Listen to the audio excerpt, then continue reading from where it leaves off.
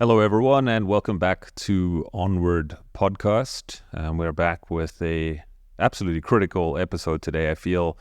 And just to give you a little bit of an idea of what we're going to talk about today, for those of you who've been following me for a long time, whether it's on Instagram or on Beyond Health, you would know that I've spoken a lot about the World Health Organization. I've been making a lot of noise about things like the international health regulations and the amendments to that, also the pandemic treaty and so forth. And what I highlighted about a year and a half ago is I said the things that the World Health Organization are saying and the policies that they are drafting are going to be rolled out in member states. And this is exactly what's happening in Canada now. And so this is what we're talking about today. I posted it was one post. It was like, I don't know, 2 or 3 months ago about the Pandemic Preparedness and Prevention Act, right, or Bill C-293. And I posted it on Instagram, and it sort of went semi-viral, and people were very up in arms about it. And I kind of just pushed it aside, right, because I was focused on other things. And lo and behold, through a mutual friend, I was introduced to lawyer Lisa Miron or Miron. I'm going to try and do my best French accent. And she has been doing some painstaking work on unpacking what this bill actually is and what it means in Canada. And so I'm going to bring her up. Lisa, welcome to the show. How are you today? I'm great. I'm very happy to have this platform with you to tell the world about what's happening in Canada with respect to Bill C-293, and so that they can look at this bill and search the provisions and maybe find it in their own bill lineup. Because until I looked at it, I didn't know really how horrific it was. Yeah, and So and neither highlighted. did I. When I looked at I sort of glanced through it, right, and then I was like, okay, well, this looks terrifying, but it's gone through, I think, second reading or third reading at the time that I had looked at it, and I was like, okay, so be it. And there's so much going on with this type of stuff now. With again, pandemic treaty, IHR amendments, all these types of things, and I've said repeatedly, and I will continue to say it, that we're being teed up here for the age of pandemics, right? And we've been led to believe that this perpetual state of emergency, where we see these, quote unquote, once in a lifetime pandemics happening, all the time now. Suddenly, we're setting up biolabs around the world to study, quote unquote, viruses. We are doing genomic sequencing, all these types of things to go and look for potential threats, right? And so, of course, if you understand that the more that you create emergencies and the more that you identify potential threats, and then on the back end, the more that you introduce emergency policies, emergency measures, and profit from those, that's really what's going on here, in a nutshell. So before we get into any of the stuff, maybe just for people who do not know you, can you give us a lightning fast introduction into your background and what you do, so that people get a better sense of who you are? I'm glad to. I've been a lawyer now for 24 years, and that's in Canada. In Ontario, I have a Bachelor of Science with a minor in chemistry.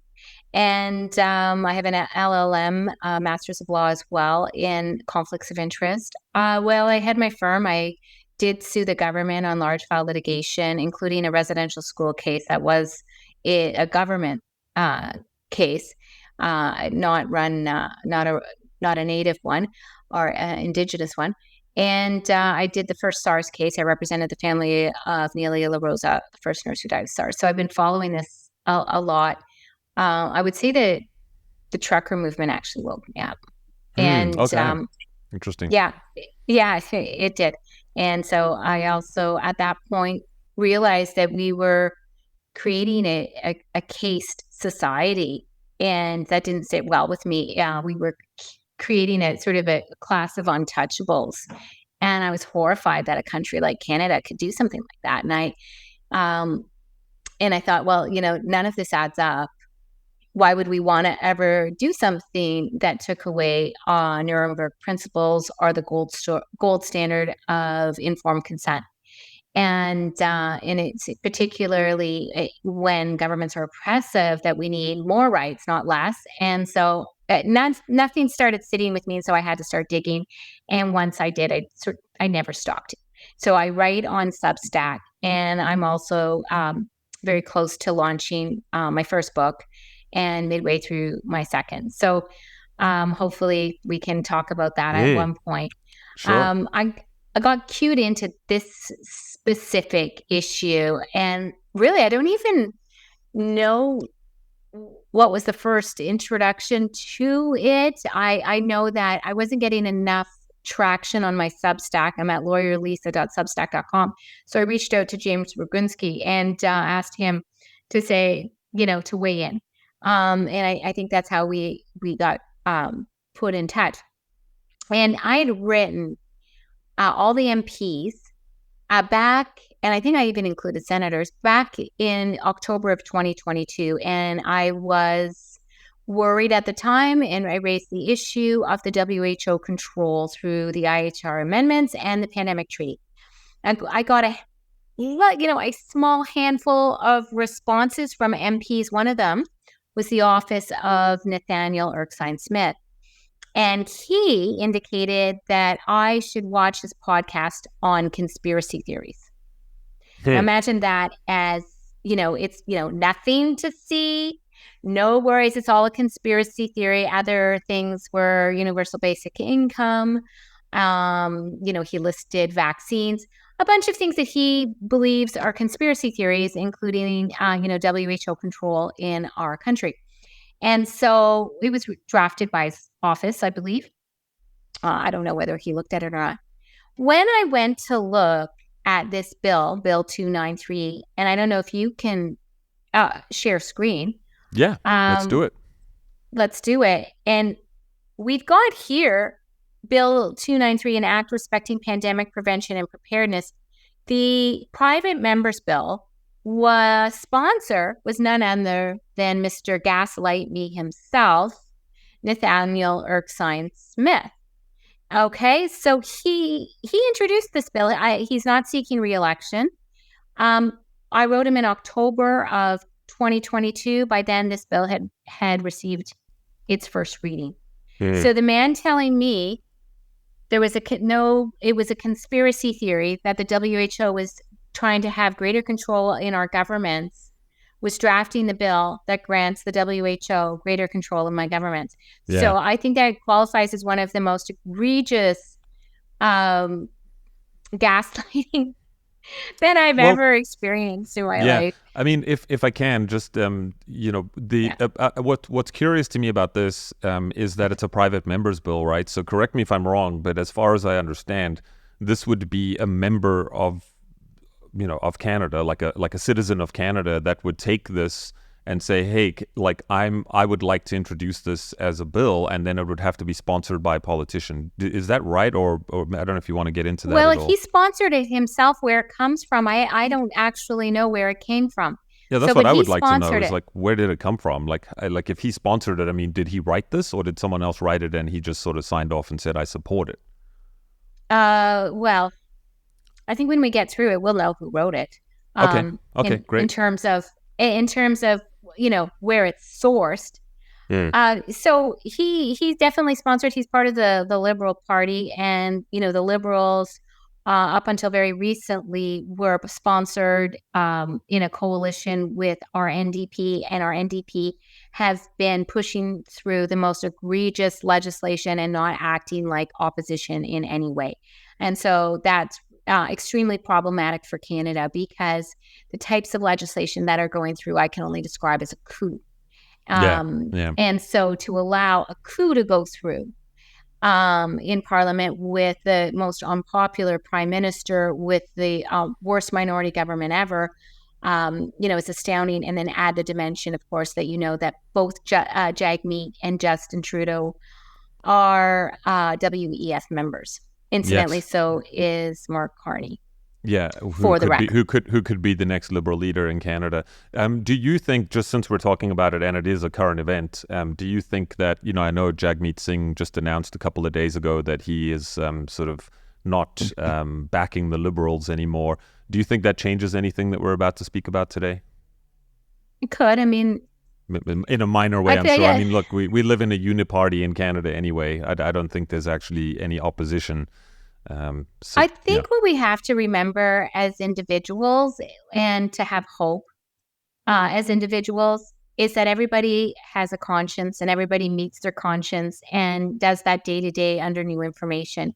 And so, if I'm able to speak publicly to any MPs over there who are looking at this bill and who glossed over it when they voted on it, what I'd like to see is that MPs stand up across the floor and repeal every single piece of legislation the Liberal parties have passed over this unholy alliance, this period of unholy alliance. And when you go through with me on this bill and you see the egregious power grabbing, it's only a coup. Where I'd like to start, though, is some of the research that I did leading up to this bill that needs to give you a slight bit of context. Am I able to share screen? You are sharing right now, yeah. Great. So, the 2005 International Health Regulations, they've been around for a long time. And everybody was concerned about the amendments, but I sort of thought, well, how things were acting already in the pandemic seemed a little squirrely to me. And so I did a little bit of research. And I thought, you know what? I bet public health is just a satellite office of the WHO. And lo and behold, um, there are these things called national focal points that needed to be appointed, and that requires back and forth cooperation with the WHO. Now, how close do you think that back and forth cooperation is over 20 years? You know, when we look at Theresa Tam, we think of her exclusively as Canada's public health officer, but in fact, she is also part of the WHO apparatus through the NFP designation system, and there's a huge potential for conflict of interest there. So I said, okay, well, who's the NFP for Canada? And so the Canadian NFP office is none other than 525 23rd Street, Northwest Washington, D.C., okay? So that's where our public health, or that's our NFP, or satellite office for the WHO, located in Canada. And then so I decided, well, what is the portfolio? That organization is PAHO, which is the Pan American Health Organization, World Health Organization. So, wow. That is an interesting organization that no one talked about during the pandemic. No, And so not at all. not at all, right? So Yeah. your viewers might be seeing this for the first time. The health portfolio includes, and I'm just going to blow this up, like Canada's Food Inspection Agency. So, you know, when Canada's Food Inspection Agency says, you know, you've got bird flu or something, that's WHO. Right? This is they're almost one and the same. Yeah, if I can pause for a second, you know, again, at time of recording, I mean, this is prior to the Mpox, you know, thing that's sort of like, I don't know, it's kind of burning out a little bit. You know, people need to remember that the bird flu thing is still going on in the background, right? I mean, there's been millions of birds culled around the world. There's a bird flu summit coming up at the beginning of October in the US. So, you know, bird flu is not going away. And one of the things, you know, there was a leaked video that I pushed out through Instagram with our public health officials in Canada, right? So Theresa Tam, PHAC, the vaccine experts, blah, blah, blah. And, you know, one of the things that they were saying is they need to, you know, the Food Inspection Agency is interesting because they were trying to figure out what the best way is to get to farms so that they could test everything on the farm, right? And so here we can see, no surprises, they're most likely going to be testing food as well, okay? Wastewater, all the other things. But I know we'll work our way into the One Health side of things because it's kind of where we're headed. getting into. So yeah, again, totally. let's think about how much this corners our health. Okay, Canadian Institute of Health Research. So do they fund the research that gets funded? Do they get to weigh in on that? These are all questions that your viewers can go in and look at PAO itself and delve into this. This is really deep, the idea of a massive conflict of interest and no independence and an already embedded structure within our health departments and health portfolio. Health Canada, so they advise doctors on what the standard protocol is going to be for any given disease. So wow, Health Canada is also the WHO. Then you get back to that funding issue with Gavi and Bill and Melinda Gates and the people who profit from pandemics and the pharmaceutical industry. So you get Health Canada telling the doctors, and we all trust Health Canada, don't we? Wow, do we? So then we get to the patent and yeah, right. Speaking to the wrong person here. Well, if we're gonna, I love how they say conspiracy theory. Well, let's talk about conspiracies because we're just opening up a really big one here for everybody to see, and maybe seeing for the very first time across even some of the most researched people in this area. The Patented Medicines Prices Review Board. Now, how much do they have to say about our contracts? So, is it a contract with with the same organization? So, the idea that the people negotiating this are part of the WHO, funded by Gavi. This massive conflict of interest that's here. And then we get to the Public Health Agency of Canada. And so all of those advisors, those are part of the NFP over 20 some years. And you don't think they're embedded by now with the kind of money that's going around? So, wow, I was astounded. And I've done this very in depth for the US as well. If anyone in the US is needing to look through that. And I've published all the NFP offices on my Substack. If I can, if I can, the NFP, just to be crystal clear here, one of the things that I was talking about, just to sort of provide a broader context for people, when we were looking at the WHO and the IHR amendments and all the stuff that's been coming down the pipeline for the last 18 months, 2 years or so, one of the big topics of discussion was this whole idea around sovereignty, right? And so you had lawyers, I had roundtable discussions with lawyers for weeks on end to try and figure out what sovereignty actually meant. And so we sort of arrived at this conclusion where, you still have national sovereignty, right? So the WHO itself actually does not have authority on its member states. So if the WHO says, hey, everyone, you've all got to lock down, from a legal perspective, those countries don't have to lock down. However, they would still take the cues from the WHO and say, hey, based on the WHO recommendations, we should lock down, we should do this, we should do that, right? And one of the bones of contention was always people saying, oh, look, we still have national sovereignty, this is a big nothing burger, blah, blah, blah. Then I discovered that there was a potential for national IHR authorities, right? So this is these sort of satellite branches of the international health regulations that would be dotted around all of the member states. And this was the first sort of encroachment into the actual member states, right? So now what I'm understanding, and the reason why I bring that up is we've got this here, which seems to me like we've actually been infiltrated for far longer than 20 years, 20 some years. Okay. And let's Crazy. Talk about the conflict of interest. So the people who are going to be agreeing with the WHO recommendations are all the people that we've just looked at. So, the embedded nature and the conflict of interest between that relationship, the fact that it's even in Washington, D.C., with the fact that they're already talking about global regionalization by putting PAHO or the WHO itself as part of the NFP and controlling this through a place in Washington, D.C. It's a massive conflict of interest. And to anyone out there who wants to talk about sovereignty, if they're placing your employees in your government and controlling the policies of your government, that's an attack on sovereignty, right? They don't need to have guns to your head. Okay, if they are taxing you, right? Remember the Boston Tea Party was taxes without representation. If they are able to, through their contracts, have egregious contracts where they also can say, we're going to have a command economy. We're going to tell you what you have to invest in. We're going to tell you what where you have to send your money. We're going to tell you for global health equity, you're going to do this. We're going to tell you for environmental reasons, you're going to do this. If they get to dictate all of that, that's already an attack on sovereignty. So taxes without representation, that's the entire way to analyze the whole WHO UN infrastructure. And telling you as a citizen that you have to shut up, that's a massive attack on sovereignty because only the state is supposed to be your guarantee of that. So as they try to suspend you from your rights as a citizen, it's an attack on sovereignty.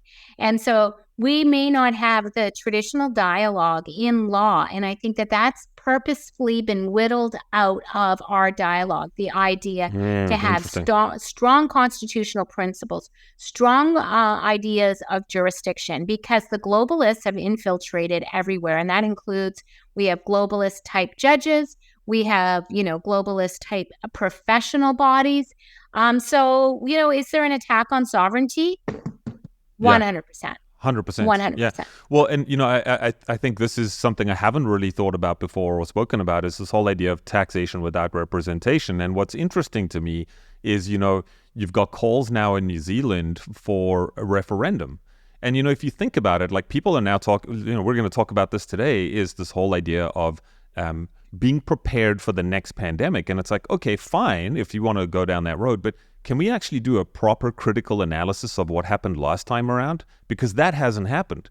We have not been able to allow to have a post-mortem of what truly happened last time around. And not only that, no one is being able to weigh in on any of these things. So we're putting all of our tax dollars in to the system, and the system is now deciding on our behalf what's best for us, but we actually don't get to decide what's best for us at all, right? And you can extrapolate that across every single institution you want, including medicine, including science, including what we're talking about today. So I think, that's pretty bang on, like taxation without representation. Pure huge, taxation without representation. Yeah, crazy. And, you want to take my voice on top of that.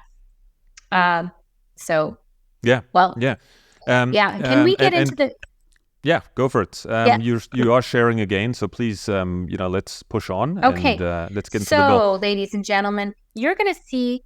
Can you close down the sidebar just for us, just so that we can zoom in on that window? Is the sidebar part of your view? I'm sorry. That's okay.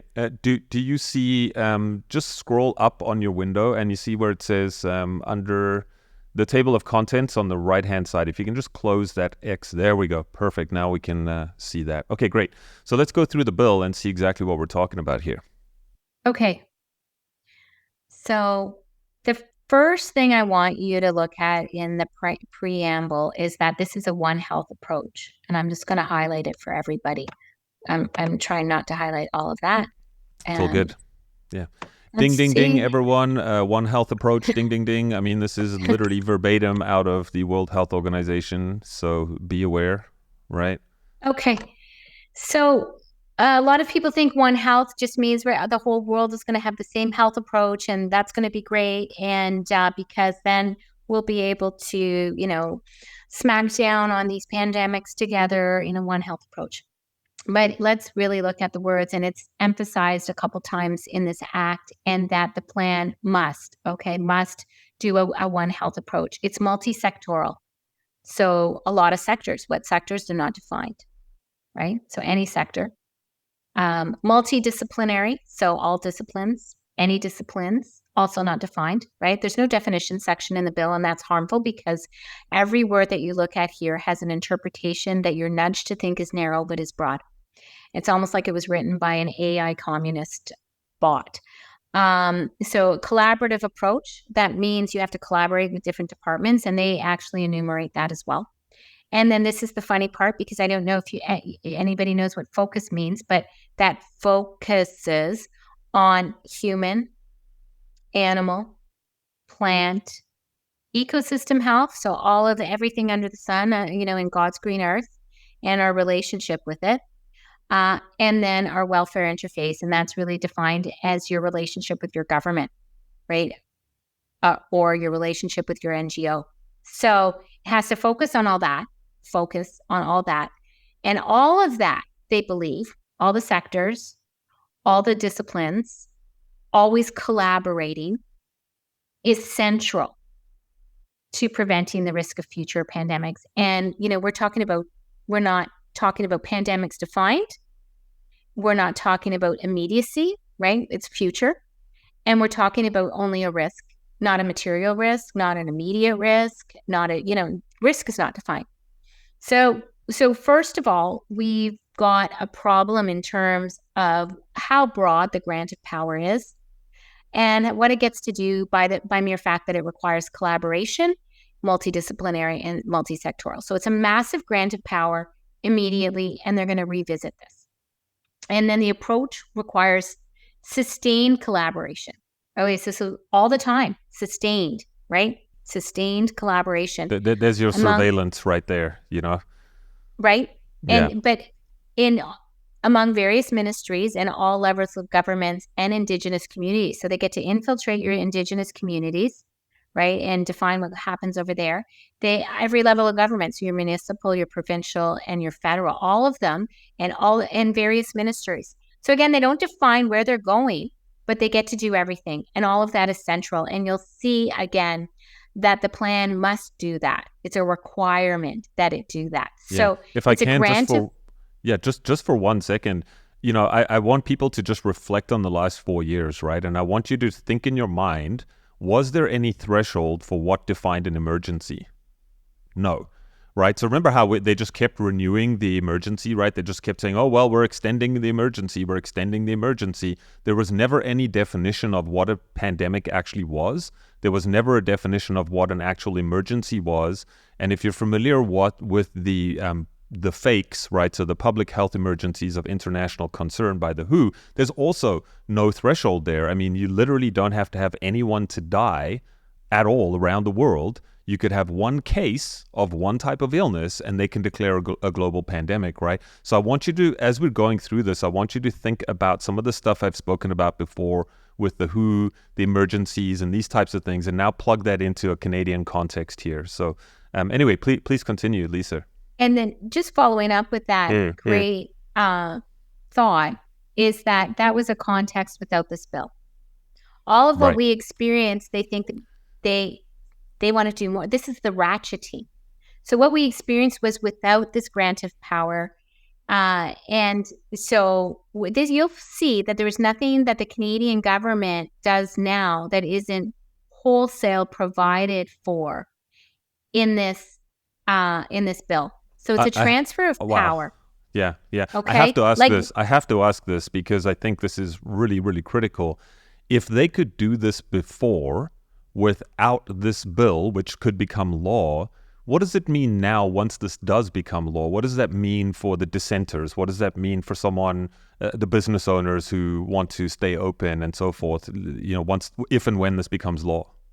This bill will be a ratcheting of control. It will involve expropriation of properties, and it will involve perpetual control. Okay, so what you're seeing is that the dissenters are going to be everybody, but they think they're going to have the routes to our dissent closed down through this bill as well.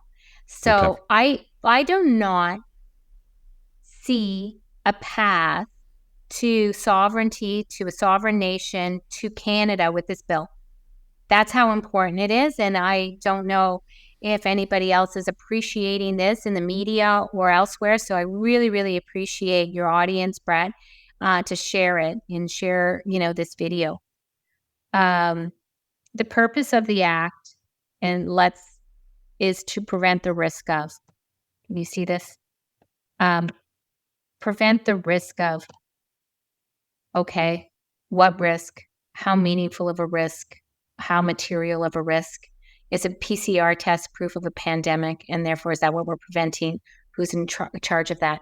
For future pandemics, and to promote transparency and accountability in relation to the government of Canada's efforts to do so. So here it's like the satanic thing where they have to tell you what they're doing before they do it. Here they are, here they're telling us they're doing an entire wholesale coup for government. There you go. We're transparent. And so who's doing this? Who drafts the plan? Pandemic, who does it? The Minister of Health. Oh boy. What did we find out through the national focal points and the satellite offices of the WHO? That they're already embedded. That there's a massive conflict of interest, that we actually do not have somebody independent in the Ministry of Health, right? So whose legislation is this? Who sponsored it? Nathaniel, I'd love to know whose legislation, where this came from. Yeah, I should also remind people that the Minister of Health in the pandemic, the approval process for the mRNA injections was unprecedented in Canada. And if you actually read the National Citizens Inquiry, if you read their final report, It turns out that the Minister of Health simply had to have the belief that the vaccinations or injections were safe and effective. There was no data required, no safety and efficacy trials, nothing was required. It was simply the belief. So I think you need to look at that and now think of here, the minister once again could just have to believe that there's some type of risk or there's some type of threat, and boom, all of these things get implemented. Anyway. Safe and effective was a decree, right? So it's Mm-hmm. a decree. It's a statutory decree. It's a, definition. And I often say on my Substack, it's the only antonym homonym that has the same spelling. So safe in our parlance means something to us, and safe as an antonym that is defined, and effective in our parlance means something, and it's a homonym and an antonym. So yeah, it's a decree. And for future review, there's an organization that does this in the EU that decides what acts have to be put in place in order to enable health by AI. That organization is TEHDAS. That organization scrambles to deaths. And their definition of health is 9 sectoral data spaces. So, you think health is whether or not you're breathing and have a healthy appetite and, can go for a run or something. Well, health means something that is just data for AI to crunch. And so when you look at just how evil this is and how vast this is and where we're headed, you understand that the doctors lining up behind the Ministry of Health with this massive conflict of interest, they don't have to be around at scale for AI health, because in AI health, there's no face-to-face healthcare. Yeah. So that's a consideration for all those on the other side of this. You guys are the point of this endless boosters for yourselves. The pandemic prevention and preparedness plan must. I want you to consider the word must. Okay. So they have to do a summary of mitigation strategies. Okay. So they have to mitigate something for a risk of something that could, right, in order to prevent the risk and prepare for disease outbreaks that could lead to pandemics, right? So no real necessity for a complete nexus. So they get this broad grant of power, and it doesn't have to be tenuously connected to anything. Identify the key drivers of pandemic risk and describe how Canadian activities, domestic and abroad, so contribute Why abroad? to the risk. What's up with that? Well, this is the viewpoint of the globalists is that we have no states, where they want a post-state world. They want they want no borders. They want no states to protect citizens, and they want AI administration. Your new borders are your 15-minute cities. So that's the domestic and abroad. It's in the context of our current law. Canadians should be governed by the law where they're living. This is a grant of jurisdiction, and it's an extraterritorial jurisdiction grab. And they think that's mighty fine. All our the MPs that voted for this think that's mighty fine. This is a globalist view. But let's go back to this one word, because every single clause has so many possibilities in terms of what that sentence could mean. And if you learn to read them, you got to investigate all their words. So the key drivers, I thought, okay, well, I'll just put that into Google and find out what the key drivers of pandemic risk are. And I just pulled up the first article. I got a whole bunch of similar type articles. And I'm going to share this to you. It's the Harvard T.H. Chan School of Public Health. Okay. And what are the drivers of pandemic? And you're going to see that this is absolutely relevant for this act, right? Because, there you go. So we don't have direct evidence that climate change is influencing the spread of COVID-19, but we do know that climate change alters how we relate to other species on Earth, and that matters to our health and risk for infection. Go back to that language. Wow. Any risk, right? They get to govern any risk, that ecosystem health, plants, animals. Okay, now these are the big brains. This is Harvard T-Chan. You're going to Harvard. This is public health. This is the ultimate snake den of globalism. And this is, okay, spend millions of dollars to send your kids here. As the planet heats up, animals, big and small, on land and in sea, are headed to the poles to get out of the heat. And I don't know about you, Brett. Anytime I'm lost in a city or I'm driving someplace and I don't know where to go, I just look outside. I say to the kids, hey, where are the animals beating? Oh, they're going that way? Okay, that must be north. Here's west, okay, or whatever. That means animals are coming into contact with other animals they normally wouldn't. That creates an opportunity for pathogens to get into new house. So that's Wow. how they view how tenuous the risk is. This, climate change causes pandemics. This is Harvard. This is the School of Public Health. This is who this plan is going to defer to. And I want you to remember all of this because it has direct provisions in our act that we're going to review. Many of the root causes of climate change also increase the risk of pandemics. Now, this key sentence here, everybody: deforestation, which occurs mostly for agricultural purposes. What causes deforestation, people? Agriculture. What feeds us? Agriculture. But what causes pandemics? Climate change and deforestation. What's bad? Deforestation. Okay, so what's bad? Agriculture. Loss of and agriculture is the largest cause of habitat loss worldwide. What's bad? Agriculture. So us eating? Food, exactly. Yeah, and the war on food has been going on for quite some time, same as the war on meat. I've spoken about that a lot.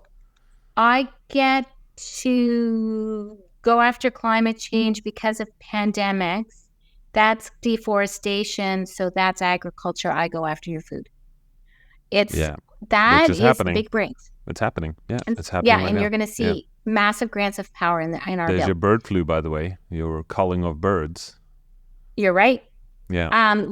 Loss of habitat forces animals to migrate, potentially contact other animals and people, and share germs. Large livestock farms can serve as a source of spillover.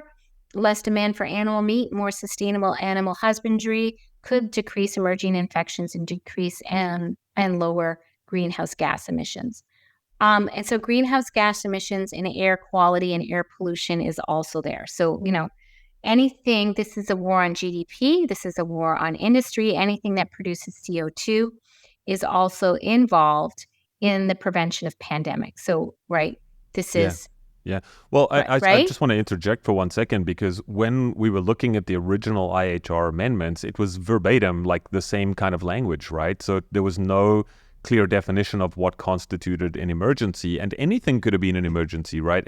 Air pollution was an emergency, climate change was an emergency, and so on and so forth. So, I think the reason why I bring that up is I want people to once again appreciate how all of this stuff is centralized and interconnected, right? So you're hearing the same language, the same policies, the same ideas coming from top-down organizations, coming from universities, coming from our government, et cetera, from public health agencies, right? It's a centralized message. It's a bankrupt view of the world. And when you look at One Health, it also has the idea that we're no better than a blade of grass. We're no better than a fox in the forest, than a fish in the sea. And that's a plain satanic viewpoint. In fact, if you look those guys up, they'll say that humans are the worst animal. So this viewpoint that we have to worry about deforestation to reduce pandemics, because pandemics are bad.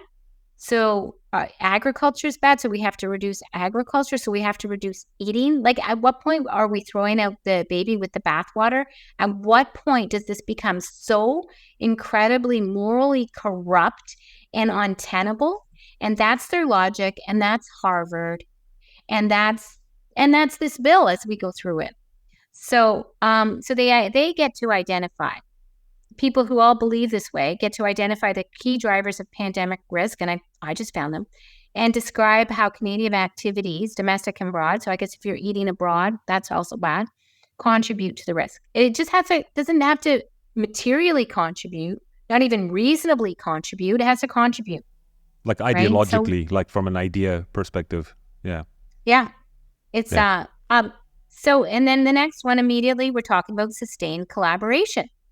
Sustained, remember, means all the time collaboration. So this is a method to embed these employees, these viewpoints, and this philosophy into what? Between the Minister of Health and provincial governments, Indigenous communities. So, hey, Indigenous communities, the WHO is going in and embedding itself into your communities as well. So all your provincial governments in the development of a plan in order to align approaches. So everything has to smooth out. We all have to align all the approaches in order to remember where they're going with this after everything, and address Sorry, if I can interject here, I just want to draw people's attention to something else in case you don't know. I have a podcast in the bag, and I'm sort of debating whether to release it or not, or how to release it or what. But it's all about UNDRIP, okay? So if you haven't heard of UNDRIP, exactly as it's spelt, UN and then DRIP, D-R-I-P. UNDRIP is the United Nations Declaration of Rights of Indigenous People, okay?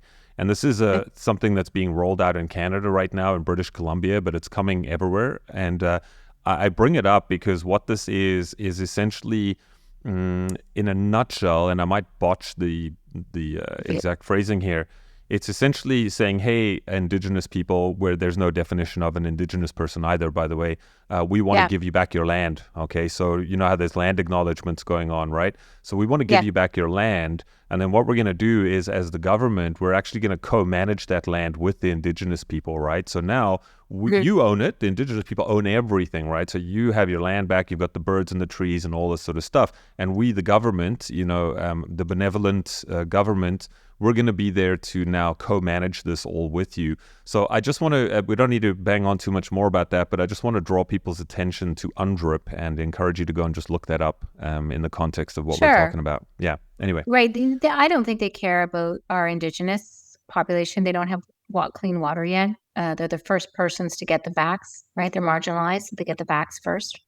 So no, they're going to use the definition of, because they define whatever it is.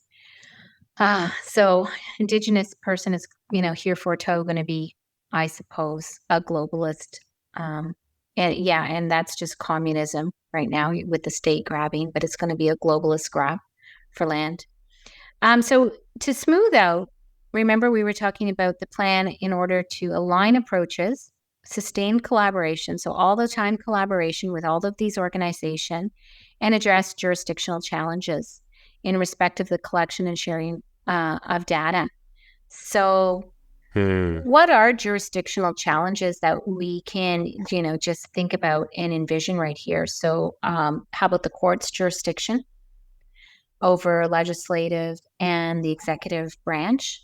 How about the jurisdiction of Canadians to be sovereign and free from the governance by NGOs, with, taxation without representation? How about the jurisdictional challenges premiers might make between the provinces and the federal government to say that this is a grab over our essential health ministries and over our resources, which are granted to the provinces, right? So this is an anticipatory requirement to get into those organizations and to deny those jurisdictional challenges from being made. It's an embedding of these organizations with sustained collaboration to smooth out jurisdictional issues. So then we remember that extraterritorial jurisdiction issue about this is going to be for Canadians here and abroad. That aligns with the viewpoint that professional bodies are taking complainants from, for Jordan Peterson from, someplace else, not even in Canada, because they don't like what he had to say. From the online space, basically, right? Which could be the metaverse in the future. Who knows? Anyway, I got to, just for the last section there, respect to the collection and sharing of data. I think that is absolutely critical as well, because here, this is your surveillance piece, right? This is the contact tracing piece. This is testing of the wastewater. This is all of these things that now could very well tie into the sort of digital ID and the central, control point of it There's all. more specific stuff to that, but the Okay. collection and sharing of data collection is not defined, sharing is not defined, and data is not defined. So data, we think of data points like that, but since this is plant, animal, health, welfare interface, it's everything that the province has authority over, and it's every interface with your government. That data is anything. It's everything. It's not defined. There's no definition section. So this is an overly broad grant of power. It's extremely excessive. So then provide for training programs, including collaborative activities. So including is always not limited to. So they're always saying training programs. So that's anything with other levels of government and Indigenous communities, or going into your communities. And I want the Indigenous to our natives to push back. I want them to say, we're not going to be infiltrated. And, they have the potential to do that. And I want our provinces and our premiers to go to court and have this bill strike, or I want MPs to go and just strike it, and relevant agencies. And then let's talk about training programs, because I looked at the plan in New Zealand, and it allows for training of the police. And so the police can assist the chief medical officer of health. So New Zealand published their pandemic plan. So presumably they've put through this legislation already, and then on a dime they published that plan. And the police can assist with force if necessary, the quarantining of people. Okay, so is that your children? Is that your mom? Is that your girlfriend? Is that your boyfriend? Is that your lover? Is it someone you care about? Is it someone in your community? Is your boss? Your pet? Animals. It says persons, animals, right? So is that herds, food? Is that your pets? Okay, this one's weird. Places. So is that the town, the whole town? Your farm? Right? They get that whole town. How do you get into the city? Well, they just quarantined your town's not safe. They can, right? Because it causes climate change. Yeah. Also right? vessels, right? Anything. So vehicles, Vessels. Could be ships, could be airplanes. Could be anything, quarantining your car, taking it from you, okay? And things. So what isn't covered in that? And then the chief medical officer of health can be assisted by the police, right? Using force if necessary to, while you're quarantined, provide to you a preventative medicine. So, they're taking you because presumably you're sick, but then they want to give you the preventative medicine. It just is what it is. It's just horrific. It just is what it is. It's horrific. It doesn't have to make sense. They nudge you to think that this is good, and you got to read the fact that nothing is limited, that it's a huge grant of power. At no point did they append what the plan might look like. So it's clearly one OECD country does this. The next OECD country can do this. Canada, if you don't stop this, this is going around the world. So Canada, buck up and think about people around the world. Think about the people you love. And you know what? Harden up to the times we're in. Stop thinking that it's just going to go back to normal without your effort, and that sticking your head in the sand is good. You can't grow a neck long enough. Buck up, Canada. Ensure the standards and guidelines to pertain to prevention and response to pandemic risk are aligned with the approach described in paragraph. Okay, so standards, guidelines, everything. The 3A, we'll go back to that. That's your One Health approach. Right. That's your multi-sectoral. That's every department. That's every sector, every discipline, every possible imaginary grant of power. So it has to do that. Okay, then describe the state of research in relation to preventing and responding to infectious disease that could, right? It's all those animals beaten north. Right? That could. It's all those animals beaten north. It's that deforestation. It's the fact that farmers are doing agriculture. That's the problem, right? I took you to the state of research that just the first most relevant state of research that I could find. And by the way, it says air pollution, which they define as CO2. So then that's every part of our industry. This is a war on GDP. This is a war on the economy. So if I want to bring in people who were normally not in dissent, you are in dissent because you just wanted to plug away at your job, earn money. This is Canada, right? Everything that we see, it's not an accident. It's not an accident. What we're looking at is not an accident. The the observed result is the intended result. So Yeah. This is essentially a neo-Marxist like agenda is really, I mean, in a nutshell. The way and maybe that's the wrong word. There should be probably a technocracy piece thrown into the mix there as well. Just because of where we're at these days, I think people look at these types of things like Marxism, communism, etc., and we sort of think of the old days, 100 years ago. But now we have technology, times have changed, and I think that we're sort of going to be looking at a 3.0 version of that, which has a technocratic piece to it, et cetera, et cetera. Anyway, and I only say that because when it's interesting to think about things like GDP, the economy, production, and stuff like that in the context of this One Health approach, right? Most people wouldn't piece those things together. Let's put it that way. Oh, yeah, maybe. They think fascism is on the right. Fascism is embedded in globalism. This is also fascism, and this is a way to collect us. And it is not enough to say that this is neo-Marxist. It is not enough at all. Provide for the establishment and interlinking surveillance systems. Okay. Inside and outside of Canada. So we're surveilled all the time already with the bills that have come into force in Canada. And this is another layer of surveillance that they get to establish and link.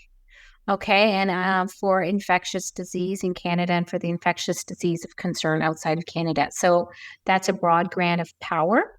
And where does it go and how is it limited? Not really. It's not really limited.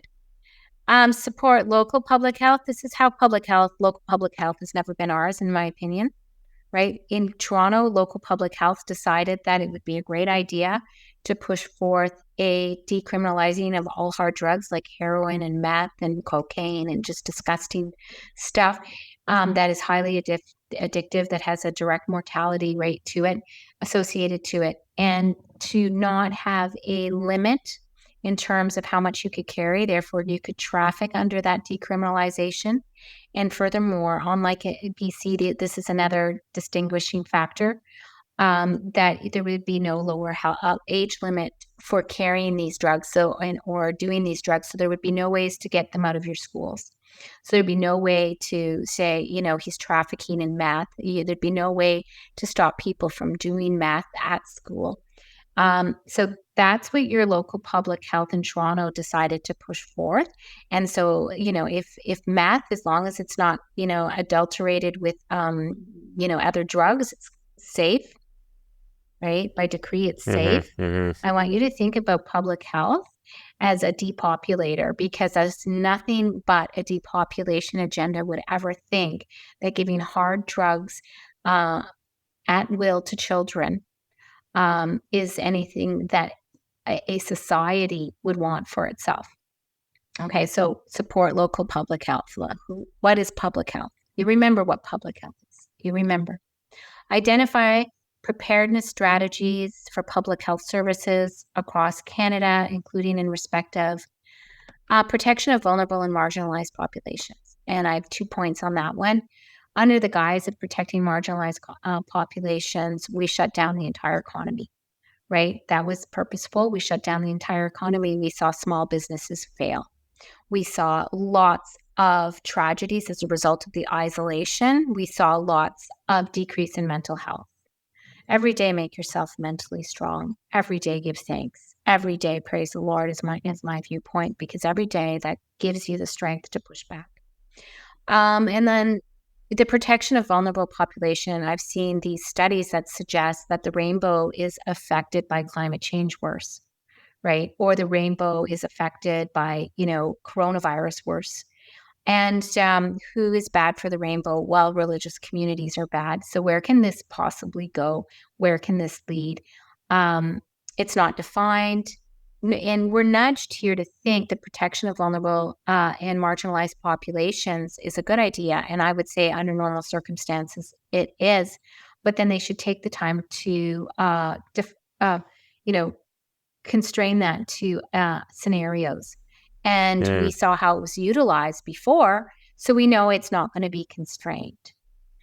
Working conditions of essential workers across all sectors. They don't define an essential worker. So you're nudged to think, oh, well, that's important because essential workers are important, right? It's a nudging way to write. And so, but what we then see is instead it gives power over all working conditions. So is that work from home, work in a 15-minute scenario, because then you're not driving that car that causes climate change, that causes deforestation, that causes pandemics. So all your working conditions, so this is a wholesale grab over, the working relationship. Again, that's an Marxist, of course, and across all sectors. Okay. So by putting the word essential workers, you are nudged to think that this is a narrow provision, but this is all sectors and all working conditions, right? So they get to own that, and they haven't defined what's essential worker. So if I just how I read the rest of this bill, I certainly don't trust them on that provision either. Now this one's creepy. Okay. Availability and management of relevant stockpiles. Okay, so then they put, this is the nudging part, including testing equipment of personal protective equipment. So when a MP is reading this, they're going, oh, stockpiles. Oh, yeah, we ran out of masks. That's bad. Good. We've got to do this, right? And so they jump over the joining word, which is including, which means not limited to. And so let's talk about this right here. They get to manage relevant stockpiles. Relevance not defined. Stockpiles is not defined. So is that your food? It could be anything. This is a total command economy.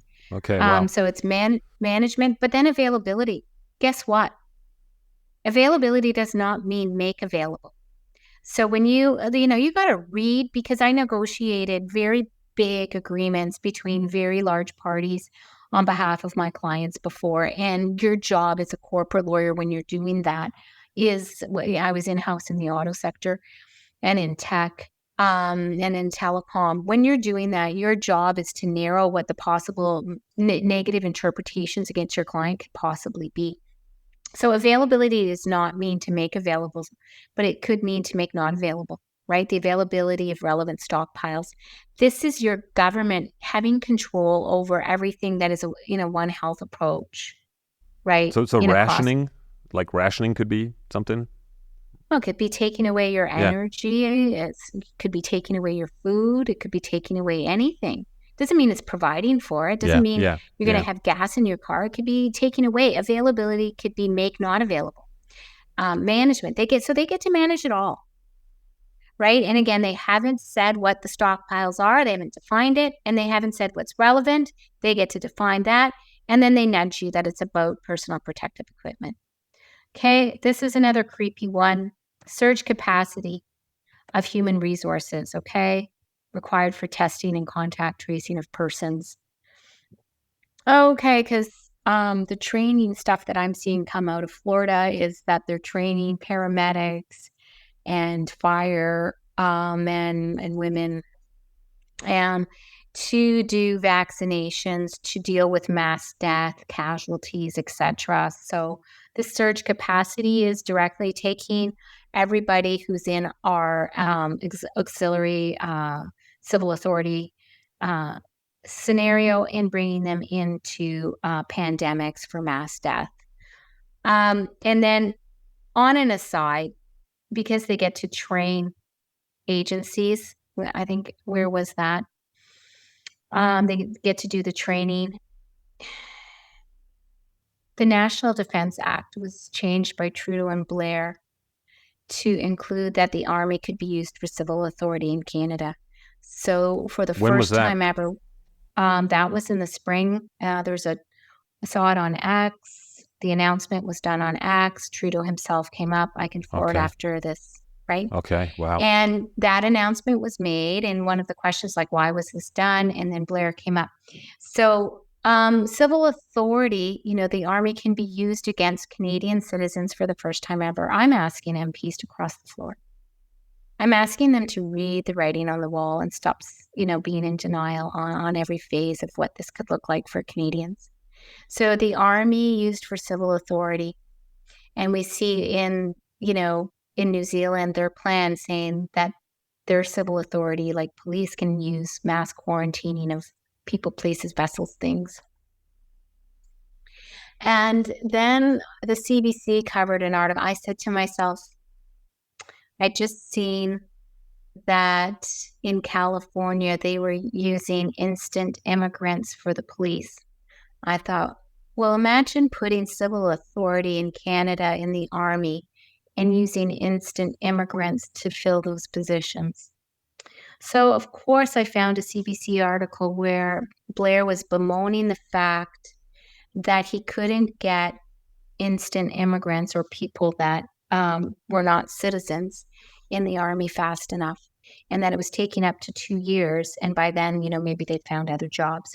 And the reason it was taking up to 2 years was for all the checks that needed to take place. Imagine letting in somebody into your country where you don't have those checks in places that would know and make it so that whether they're safe in the country. So then I thought to myself, where could this go? Where could this go?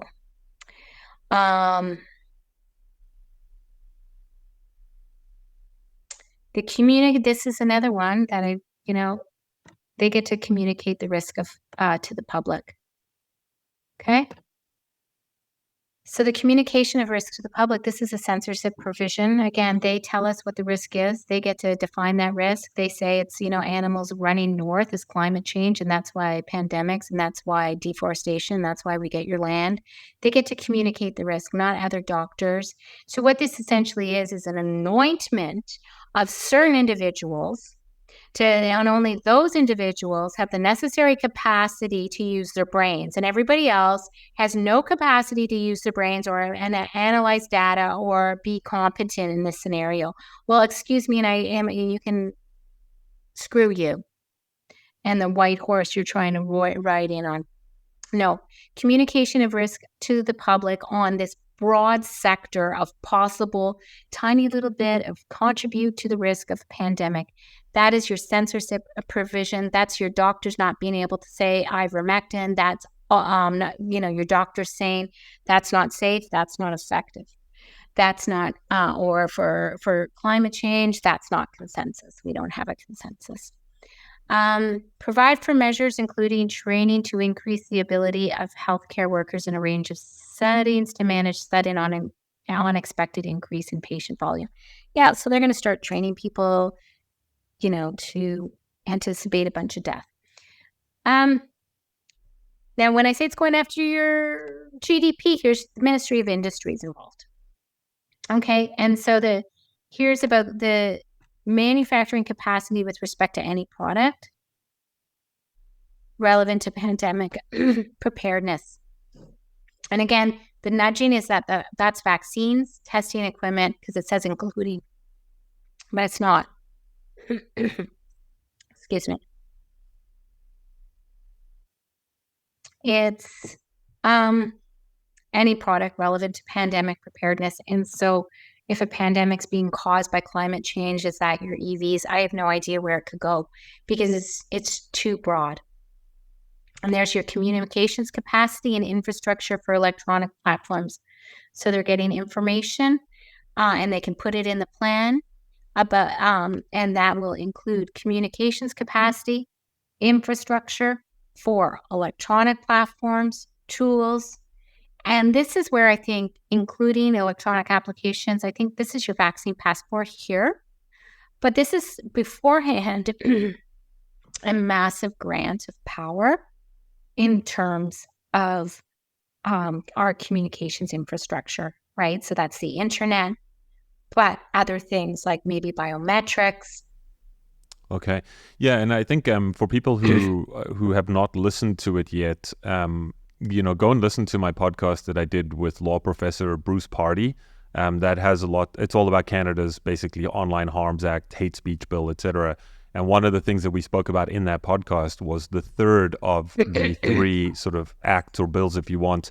The first one was the Online Streaming Act. The second one was the Online Harms Act. And the third one is going to be all about combating misinformation, disinformation, etc. And again, if we look at it through this lens, you basically have them controlling the full narrative control, full censorship of anything that's deemed misinformation or disinformation or goes counter narrative will be squashed completely and look at the UK. And you will basically be, essentially prosecuted for that. Right now, that's not the case in Canada, unless you're inciting violence. Anyway, that's the way that I see this as a non-lawyer when we're talking about this I'm point. a fan of Bruce Pardy for sure. And but it's also your infrastructure for electronic platforms. That's your smart city. Yeah. Okay. Right. And it's things beyond that we're not thinking because we don't have the education. When I look at the totalitarian bar and I look at that means the lawyers that are working for this agenda, they've been working for decades, and there's a whole teams of them in every country. There's teams and teams. They're probably the best paid lawyers out there. And every bar in law has like both sides. So you have employment employer lawyers for employment law, and you have employee lawyers, or you have criminal defense, you have prosecution, and you can go through all insurance. You can go through areas of the law, and what you find is you've got both sides. There's a handful of lawyers in each country that are almost butting up against the totalitarian bar. And, Bruce Pardy would definitely be one of them. I might be classified as one of them. And, we're not on par in terms of what's going on and the ability to voice and analyze this. And so the deep state's definitely, the deep administrative state has definitely had its legal professors, its lawyers putting through all of this agenda for years. And it's only lawyers accidentally coming into this space. Either maybe they're an employment specialist, or and they get someone fired for a mandate, or they're insurance. They do plaintiff work in the insurance industry, and they have an injured person, and they're trying to wrestle this down, or they do privacy law, and they're seeing some kind of thing. So we have right now lawyers stumbling into this area. But I'd like to say that this area is massive. Okay, so not only the Ministry of Industry getting our electronic platforms and our smart cities and whatever else, and to be able to put that in the plan, who else are we coordinating with? The Ministry of Agriculture, okay? And so what is the Ministry of Agri-Food and Agriculture doing? Reducing the risk posed by antimicrobial resistance. And I'd like to say that that's a nudging area where you think, okay, well, that's relevant because you want to have your medicines in terms of antibiotics. But how do you reduce a risk? You eliminate the animal. It doesn't really say, right? It's a nudging thing. Where do we go the next? Regulate commercial activities. They're going to start regulating commercial activities that contribute to pandemic risk, including industrial animal agriculture. So they're clearly going after our meat. They're going after our food in this. And that contributes to pandemic risk. Why? I showed you. Harvard Chan says the animals are running north to the poles. I mean, you just look outside. They're just running all the time. Promote commercial activities that can help reduce pandemic risk, including the production of alternative proteins. So Strange. they're being specific. They're saying you reduce pandemics, and we get to regulate that by you eating bugs, by you eating goo meat, by you eating the stuff that they print up. That is right there. It's not equivocal. It's right there. They're being clear. They have tied your food consumption, your agricultural activities to reduction of pandemics, and they're going for it. And who's asleep at the switch? Hopefully nobody reading this. And they actually, regardless of right, left, or whatever it is, that you start leaning in to what kind of vision they have for us. Phase out commercial activities that disproportionately and just, contribute to pandemic risk. Pandemic not defined risk. Including activities that involve high-risk species. So your chicken is a high-risk species for bird flu. Your cows produce methane. That's a high-risk species. At any point in time, a human is a high-risk species, right? That's their view in terms of environmentalism. Then we get to the Ministry of Environment. And remember that deforestation causes climate change, causes then pandemics. Well, here, what do they get to do? A summary of changes in land use in Canada. Okay, so this is your expropriation here. Wow. Including in relation to disturbed habitats. How do we disturb our habitats? Right? Living in rural communities, having a cottage, living on the outskirts of town that could contribute to pandemic risk, right? Such as deforestation, right? That's Q for agriculture. So you're farming, you have a farm of sorts. Encroachment on wildlife habitats. Okay, so you're running into wildlife. Packing people into cities, that doesn't contribute. Now remember, we're not looking at tier 1, 2, 3, 4 labs. We're not looking at conflicts of interest between Gavi and the WHO that make pandemics profitable. We're not looking into the power grab that this is. We're looking at where you live. But end urbanization so they can make land use changes on how you live in the city. And they're doing with that right now in Winnipeg, if you're following it on the Plan 2050, which is being implemented in 2025. Okay, they're doing that in I think Calgary.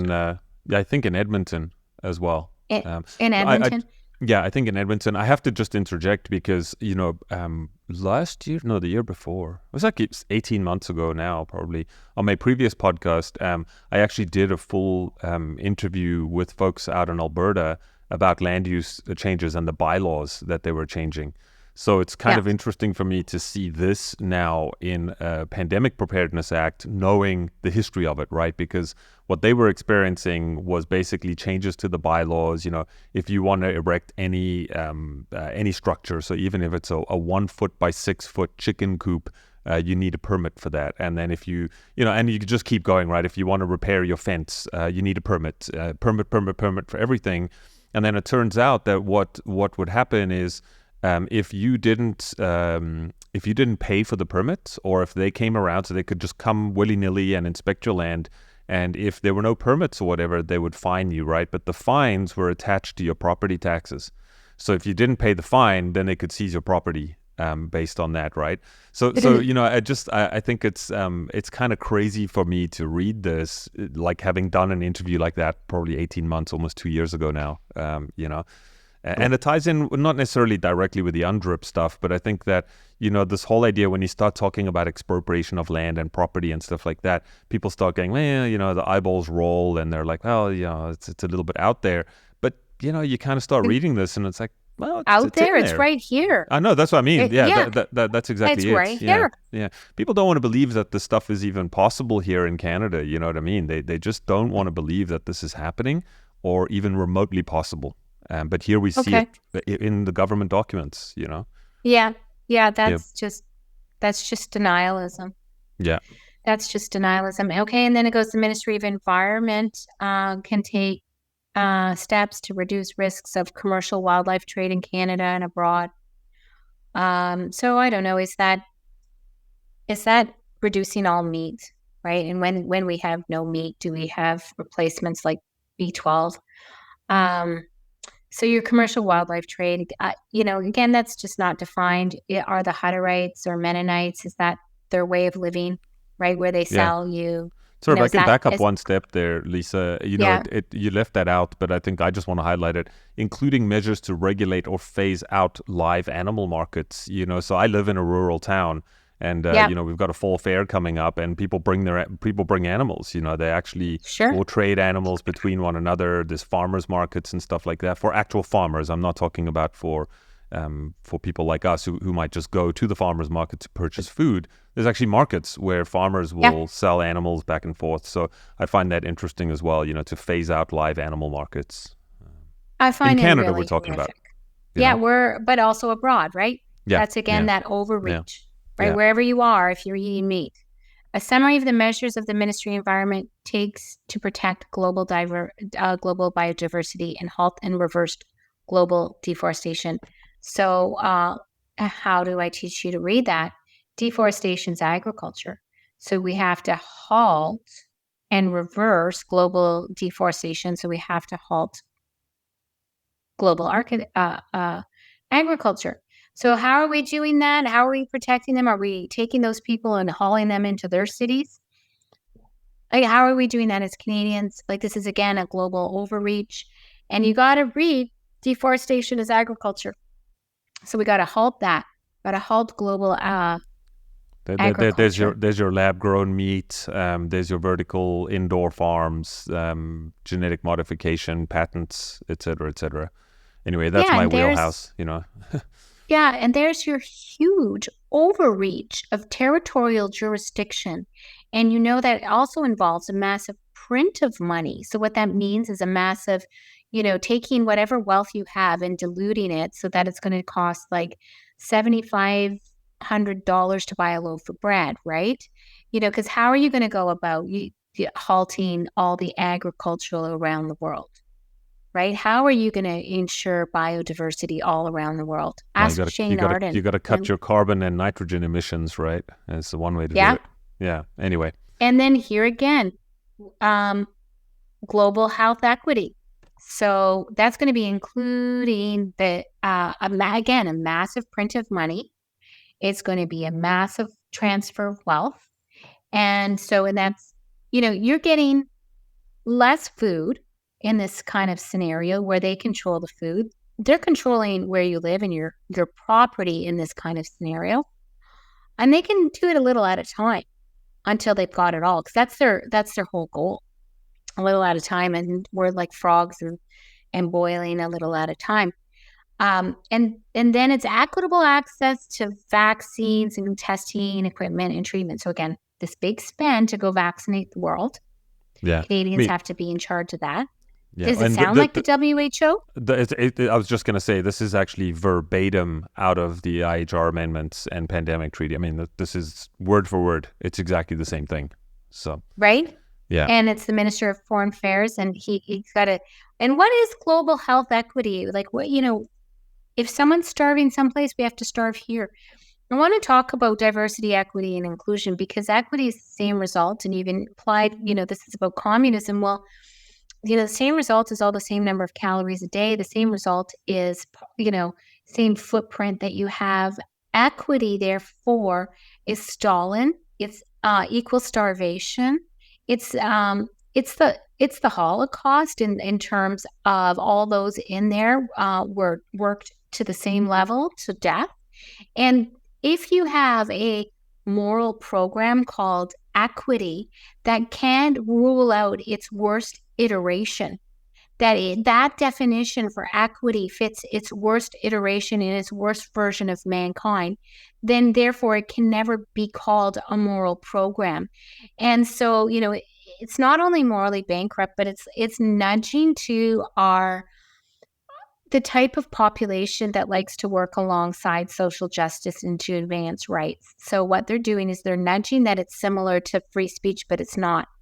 They're nudging that it's similar to rights, that it's not, because they think it's advancing, certain people's interest.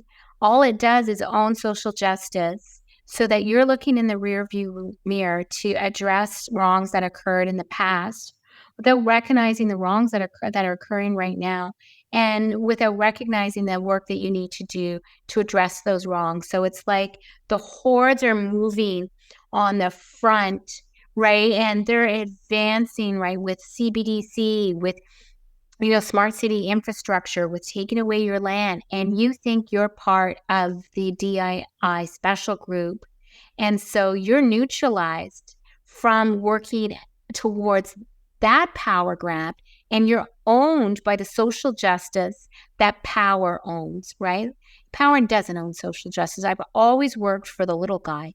And so what happens with the little guy is the little guy has to scrape and scream and really to get anywhere in the world against Goliath, that David has to fight. It's never awarded.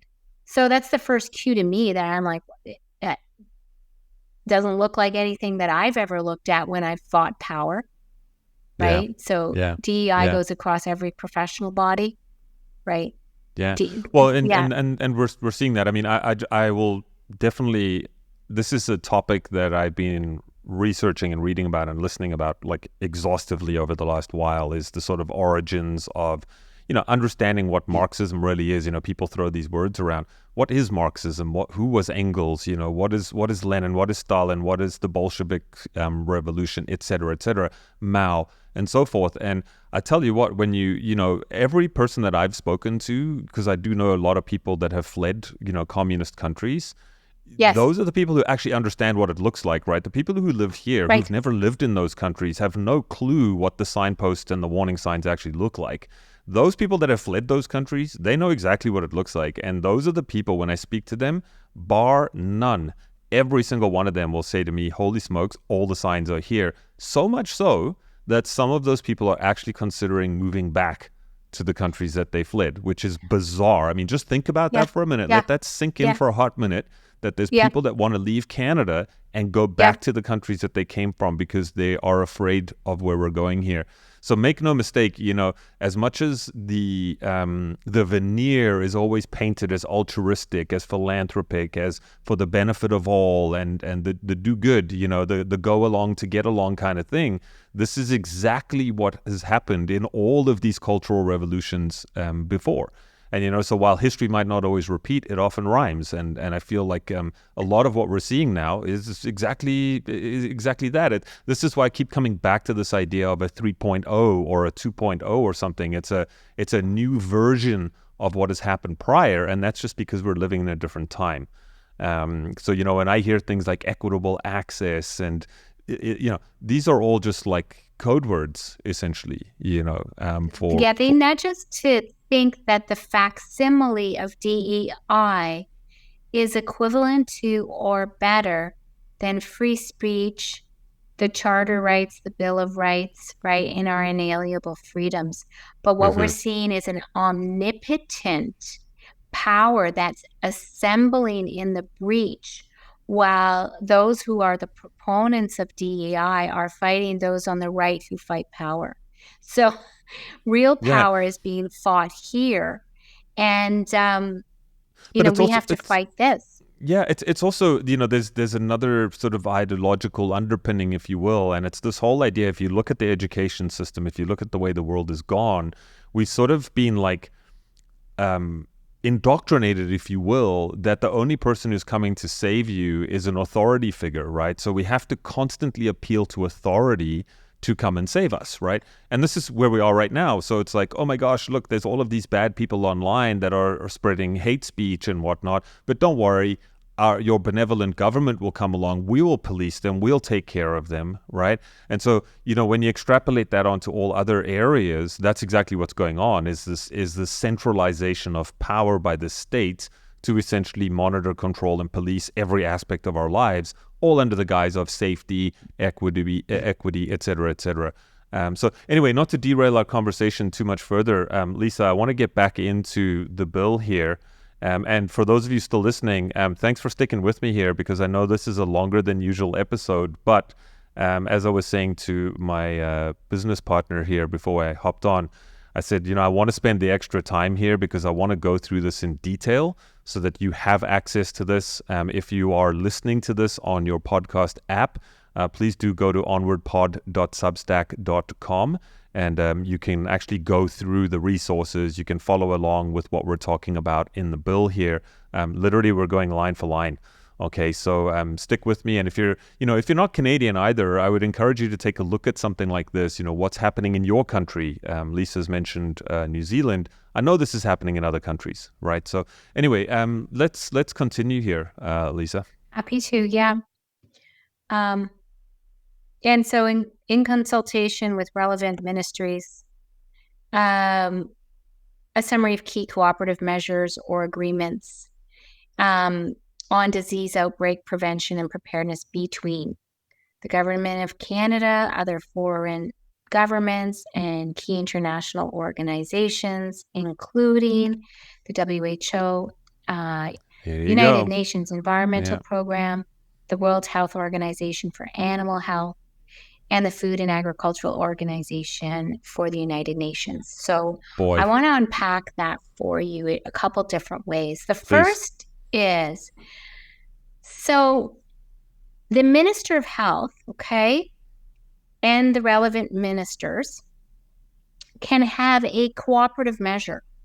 That's not an agreement. That's not a treaty. That could be an internal memo. That could be a memo to file. That could be a cooperative measure. It doesn't need to be published. It doesn't need to be shown to anyone. It doesn't need to have any kind of behind the, in front and center to Canadians. So a cooperative measure is a very, very loosey-goosey. So the Minister of Health, who we already know is, embedded by the WHO, can have an agreement with who? Or have a cooperative measure with who? The Government of Canada. So just right there, the Government of Canada can have a memo with the Government of Canada to do all kinds of other things that aren't defined in here.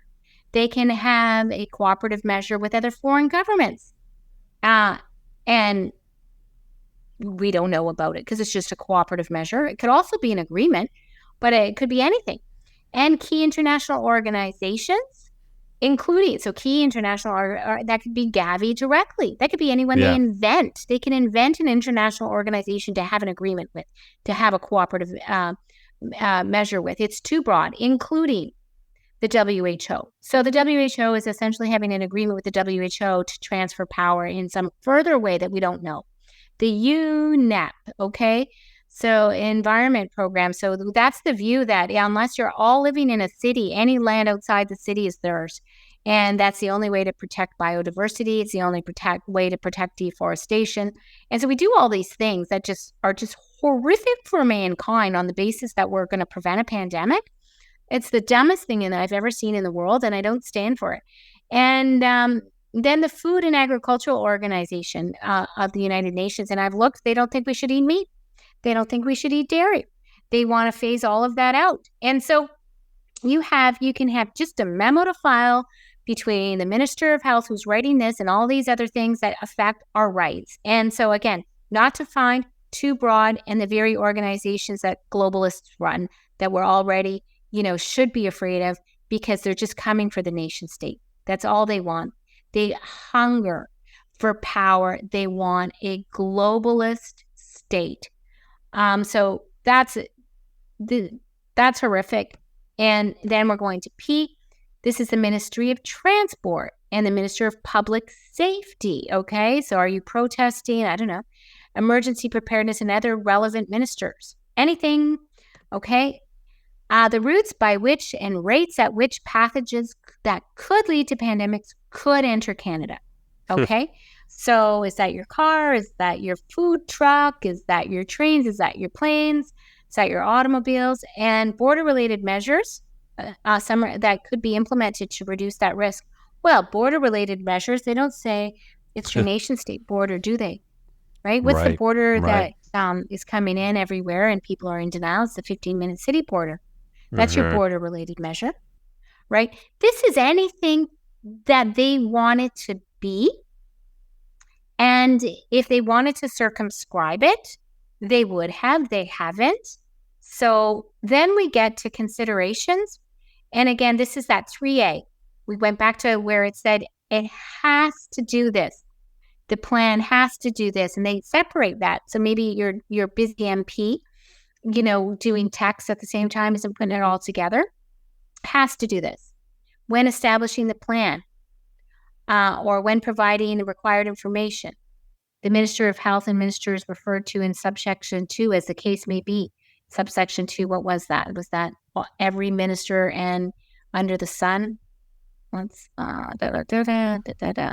certainly is a lot of ministries under a Prevention and Pandemic Act, that's for sure. Right. So what do they get to do? They must use a multi-sectoral approach. So every sector. They must use a multidisciplinary. They must collaborate. They must use the One Health that focuses. Do they know what focus means? Human, animal health, ecosystem health, and welfare interface. That's your government interface again. And take into account the best scientific information. That's what they say is the scientific information. Right. I've told you what that is with respect to how loosey-goosey science now is. And since they communicate all the risk, they just put their experts up. So I want you to think experts are just a bunch of BS paid totalitarians, leading us like the Pied Piper to our deaths. Leverage international expertise. Developed metrics for pandemic prevention and preparedness. So those metrics of reducing CO2 take into account the recommendations made by advisory committees following its review. So who's on those advisory committees? Who knows? And I think for some reason, James didn't think this was in the text. It is in the text. I really don't care who's on that coronavirus committee. I don't care what it actually says. It would never limit any scope of this. So it's a red herring. And I think it, makes us focus or argue on the point of getting that committee. That'll be a polluted committee. And as we've seen, every other provision in here is horrific. So within 2 years, they have to table this plan. Okay. New Zealand has this plan up already. So, yeah. And then they have to publish it. And then the plan must be published. That's the transparency that they publish the plan. And then every 3 years, they get a mandate to do a new plan. So they get it to do so after, we have to address the deforestation with these farmers. Then we're going to address the deforestation with those farmers. And then we have to take the land from those rural communities. And then we're going to shut those small towns. It could be anything in that direction. And if they wanted it to be narrow, it would have been narrowly written. There's no definitions, and everything, is defined elsewhere according to how they want it to be defined. Now, this is the creepy part again, amendment to the Department of Health Act. And it's amended to create Section 4.1, National Coordinator, Pandemic Prevention and Preparedness, for the purpose of coordinating the activities under the Pandemic Prevention and Preparedness Act. The minister shall appoint a National Pandemic Prevention Preparedness Coordinator. So there's our dictator. There's our dictator from among the officials of the Public Health Agency, and delegate the coordination of powers, duties, and functions that the minister consider appropriate. Now, before we start talking about the public health doing this, the Minister of Health, which is already, connected to the WHO, and the Public Health of Canada is already connected to the WHO. And we've already seen this massive grant of powers. Well, the powers granted were not sufficient. They now have to delegate to the coordinator, the top dog, the dictator, further powers, duties, and functions that the minister considers appropriate. So again, powers, duties, functions not defined. So when we get defined as a problematic species, because that's their view, what will be appropriate? Who knows? I've got to say that if laws are immoral, there's no moral compulsion to go along with them. That's one thing. But it doesn't mean that we don't have to use every part of our strength and our will, and dig deep, Canadians, to take this down. We've got to expose this everywhere, and we've got to take this down. I mean, this is a coup. What function of Canada is left to be performed by Canadians? How do we as Canadians grapple through this? We cannot. This is all hands on deck moment. And I might add, Brett, I hope you get this up And right at the beginning, I know that there are people starting with Alberta that are asking to have September 11th, 911, SOS, all hands on deck, globally across Canada and the world, take down the running of our countries by the WHO through the domestication of this, right? So stop Bill Yeah. 293. Yeah. Yeah. And Well, you know, that's it. I appreciate all of your efforts, and you know, the thing that I appreciate here is our speculations that we had before of who infiltrating our governments, and you know, this is now crystal clear. I don't think there's any there's nothing left for discussion or debate, right? This simply cannot pass. All right, end of conversation. We already saw that over the last 4 years, and this just, as you said, it ratchets everything up, right? The IHR amendments, the pandemic treaty, the WIPO treaty. There's so many different things going on. I wanted to ask you though, so, you know, and I am going to expedite this, just by the way. I have other podcasts ready to go, but this is critical. So this is getting out the door ASAP, probably on an off day, because I want to get it out. But, you know, hypothetically here, so what happens next? Okay, so they open up Parliament September 17th, and this goes back for discussion. Like, what are we The looking at Senate. down the road? It goes to the Senate for second It's at the reading? Senate. We're asking the Senate to defeat it. Canadians en masse have to ask the Senate to defeat it. I did a public letter to every MP and every member of Senate. I'll send you my draft of that. Please. There's a place where you can, I've also drafted a more narrower letter that people can send automatic to all their MLAs to, so that they can put their name to it. But they have to do these additional things. We don't want Bill 293 to pass and then say, look at Lisa's Substack.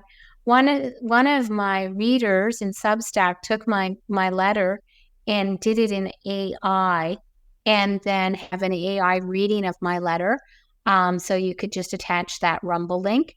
There's lots of different things in terms Canadians have to tell other moderate Canadians that this is an attack on GDP. This is an attack on our debt, right? Everything. Because they're going to be printing money.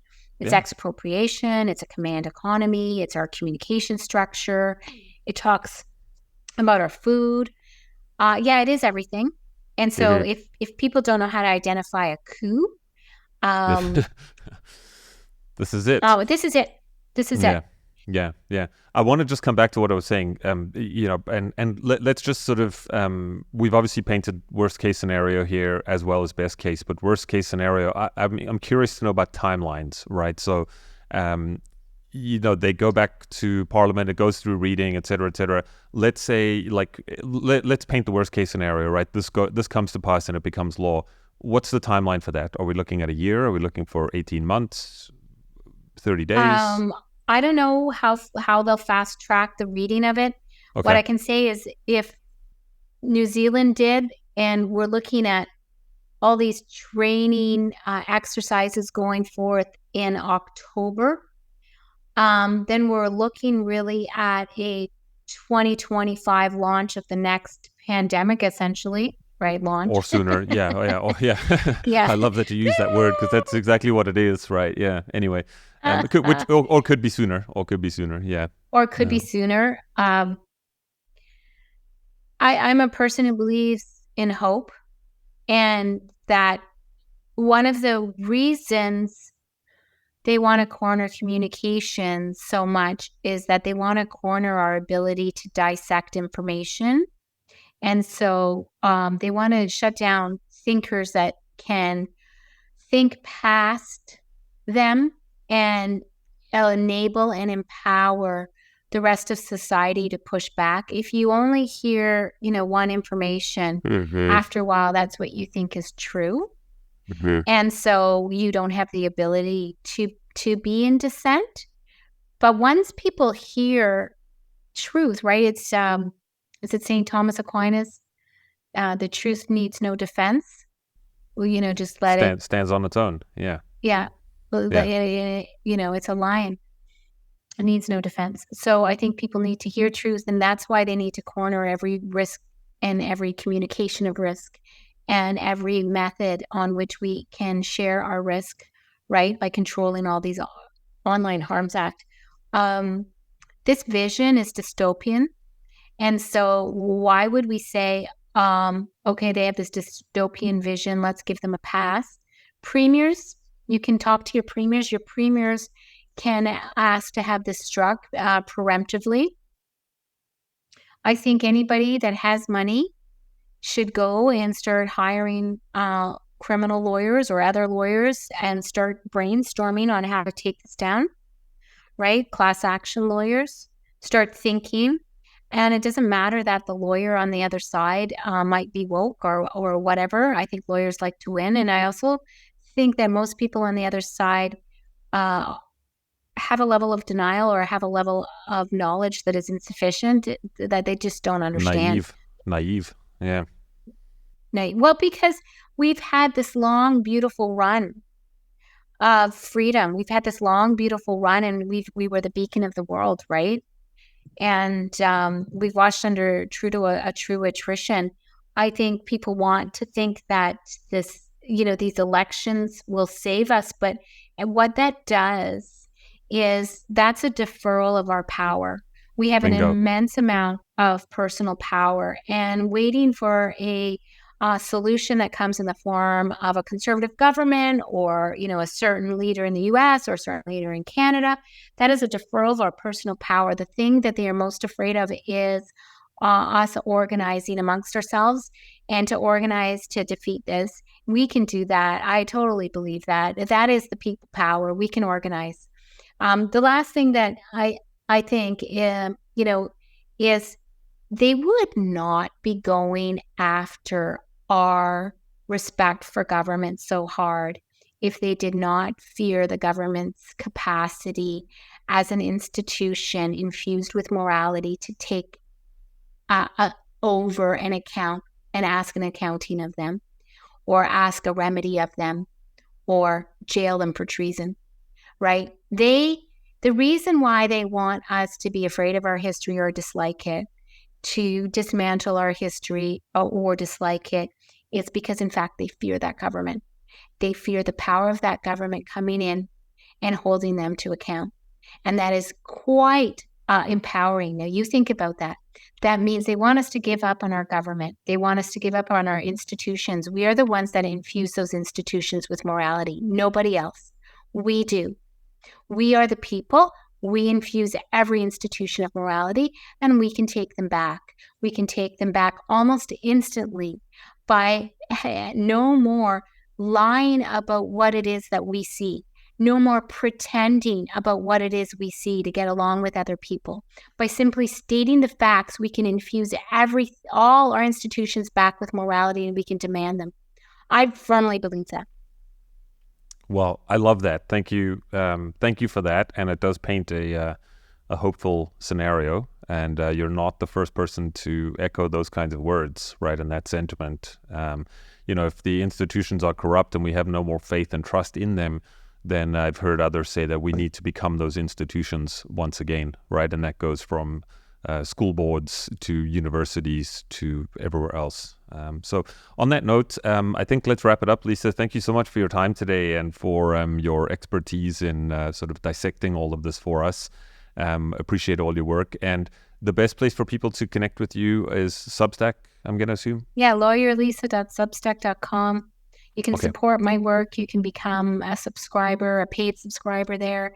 You can send me private messages if you have ideas for podcasts that you want me to be on. And I'm really honored to be alive right now and to contribute in any way to our struggle. Anybody who's alive right now should just be so grateful for that opportunity, because it's a really important historic time.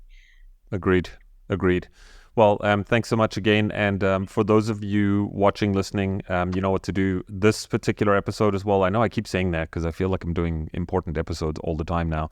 But please share this. Share this with, especially if you're Canadian. Like, this is an episode to share. I know it's a little bit longer, but go and check out the show notes. Look at all the links that I'm going to populate down below. Go and read the act for yourself, right? Go and read some of the resources that we've shared today, and you can piece it all together for yourself. It's there in plain English. So I think let's wrap things up. Onwardpod.substack.com for all the show notes and everything else. And thank you so much for tuning in and for supporting our work here. Please share, subscribe, comment below. Like, this is a conversation as well. Like, if you have ideas, if you have thoughts, comment below this video. Just scroll all the way to the bottom or click the leave a comment button and join the conversation. So we'll wrap things up. Thanks very much, and we'll catch up with you next episode.